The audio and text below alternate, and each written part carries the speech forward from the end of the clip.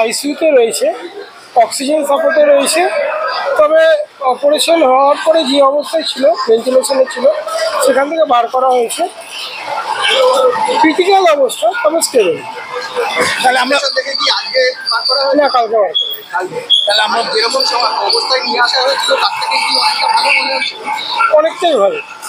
তাহলে আমরা বলতে পারি ধীরে ধীরে কি সুস্থতার পথে এগোচ্ছেন বা এরকম বলতে পারি বা আশা করতে পারি। বিজ্ঞানের পরিভাষায় যেটা হওয়া উচিত সেভাবেই এগোচ্ছে, এবং ডাক্তাররা যথেষ্ট চেষ্টা করছে, তাদের সহযোগিতায় উনি সুস্থতার দিকে ফিরছে। কিন্তু সেদিন কনসাস ছিলেন না, আজকে কি কনসাস? এখনও সেভাবে নয়, তবে ডাকলে রেসপন্স করছে। আর খাওয়া দাওয়া তো নর্মাল না? রাইস কিউবে দিতে হচ্ছে, তাই চিকিৎসকেরা কী করছে? টাইম লাগবে, যেহেতু ব্রেনের অপারেশন, তবে আস্তে আস্তে ঠিক হয়ে যাবে বলছে। সেগুলো এখন ঠিক আছে, সেগুলো ঠিক আছে। পারিপার্শ্বিক যে প্রবলেমগুলো ছিল সবটাই ঠিক আছে। যেটা মেন সমস্যা সেগুলো তো হয়েছিল, ব্লাড বেরোচ্ছিল যেটা মাথা থেকে, সেটা এখন ঠিক আছে। কোনো কথা হয়েছে? মুখ্যমন্ত্রী খোঁজ নিয়ে দলের তরফ থেকে সবাই খোঁজ নিচ্ছে এবং টাইম টু টাইম আপডেট নিচ্ছে। এরকম কোনো খবর আসেনি যে মুখ্যমন্ত্রী দেখতে হবে। তিনি যথেষ্ট ব্যস্ততার মধ্যে রয়েছে।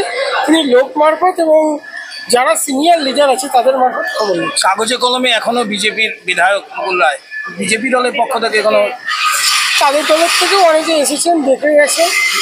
আমি বলবো এখানে রাজনীতির কোনো ব্যাপার নয়, মানুষ হিসেবেই তারা দেখতে আসছে এবং শারীরিক সুস্থতা কামনা করছে। অভিষেক বন্দ্যোপাধ্যায়ের সাথে কি কথা হয়েছে?